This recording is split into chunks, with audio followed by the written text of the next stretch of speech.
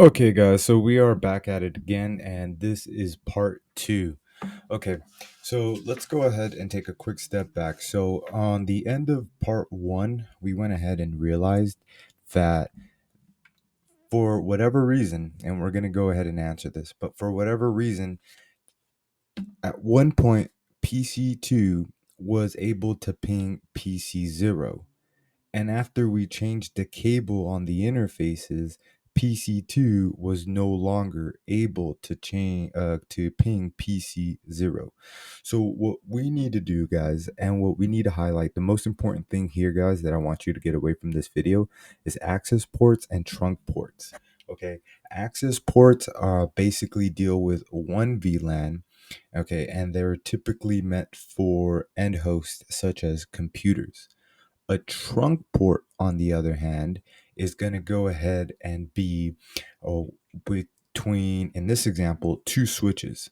So if you're connecting one switch to another switch, it needs to be configured as a trunk port. Okay. And trunk ports allow for multiple VLANs, and they're typically meant for switch to switch connectivity. Because remember, the information coming from PC3 is basically going to go ahead and be tagged at the interface. The computer doesn't even realize it's on a VLAN. That's done through the switch. The switch is going to go ahead and tag the packet, letting it know, hey, this interface is going to have this particular tag. In this case, if it's PC3, it's VLAN 20. Okay, so I'm going to go ahead and let's do this really quick. So I'm going to let's go to fast Ethernet. Let's try one. We'll just go with one, make it simple, right? So we're going to go ahead and wait for this to come up. You can trust me on this one when I say, hey, if this switch and this switch does not have a trunk port, they're not going to be able, okay, they're not going to be able to ping each other. Okay. Uh they're not going to be able to go ahead and ping each other. Let's go ahead and let's test it. All right. So that's what I told you. Let's verify. Okay. So as you can see, we've been playing around with this here. Let's get a nice screen here. That looks nice. Okay. So we just connected the links. It's on fast Ethernet 01. PC0, can you ping PC2? Let's try it. Ping 192.168.0.1. Let's see. And looks like we can ping it. Okay. Let's try to figure out why. Okay. So let's go into the switch. We're gonna go into enable. We're gonna go to show run, and let's see here. Interface. Or actually, you gotta excuse me. Can you see what I did? 192.168.0.1, I pinged myself. Okay, let's ping the other computer on the other side. 192.168.0.1. Okay, and I did it again. Let's try it one more time, guys. 192.168.0.10. Okay. So these two pings, I pinged myself. I could have also just pinged 127.0.0 dot anywhere between 1 to 255. But as you can see, this ping was not successful. Let's make this ping successful. Okay, let's make sure that this computer and this computer can go ahead and have connectivity. So let's just do it really quick. Okay, once again, we are connecting, and there's a physical connection between this switch and this switch, but we need to make the configuration so the switches know. So we go to enable config T. We're going to go to the interface fast Ethernet 0/1. We're going to go to switch port mode trunk. Okay. Switch port mode trunk. Okay. We go to the next switch, and we're going to do the same exact command. Okay. And look, you can even see here, let's see, received, more in spanning tree. Let's go ahead and look. Do you see where this came up? This device is technically now configured as a trunk.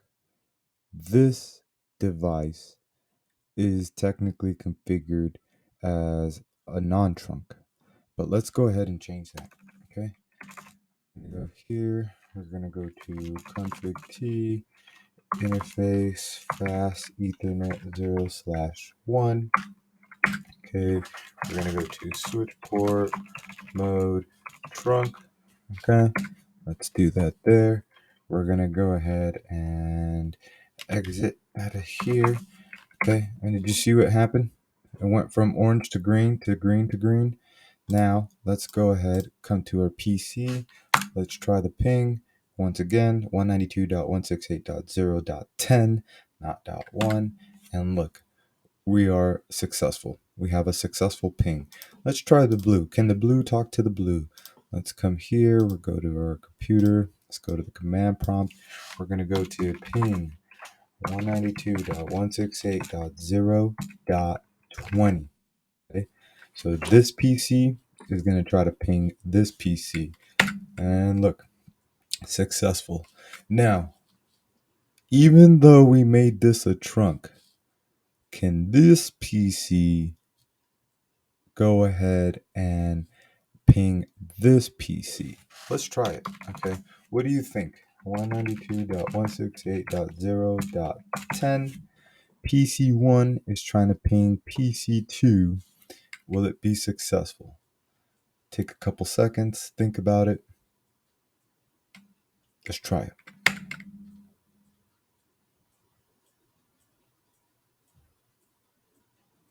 And as you could imagine, no, it will not be successful. They're still on different virtual local area networks. Just because we created a trunk port between this switch and this switch at this point in time, because we don't have what they would call inter-VLAN connectivity. Okay, they're still technically on the layer 2. They are on different virtual local area networks. And at this point in time, we don't have a device to go ahead and have connectivity between the VLANs. Okay, but as you guys can see, now we're able to go ahead and have this computer ping this computer, and the answer to the video in the last part 1, was you need to go ahead and configure the trunk port. Okay, you have trunk ports, you have access ports. Trunk ports are for multiple VLANs. In this case, we have VLAN 10, VLAN 20, and they are for switch to switch. Access ports are meant for one VLAN, and they are typically connected to an end host, such as a computer. Okay, so hopefully that answered some of the questions you guys have. If you guys have any other questions, comments, concerns, we'll keep building upon these videos. If there's anything you guys want to see, or if you have questions, feel free to go ahead and ask. I will say this is more so of a topic for a different situation. When you have trunk, there's different protocols for trunk.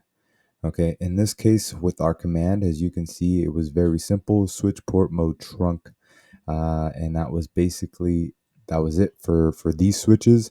There is the .1Q, and then there is the ISL.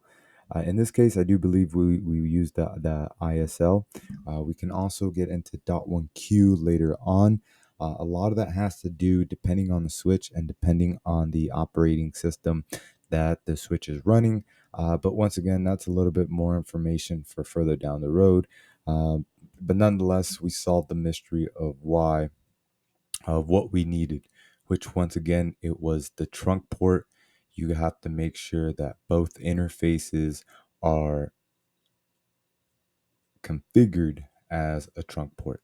Okay, guys, with that being said, have a wonderful day, and I'll see you guys on the next one.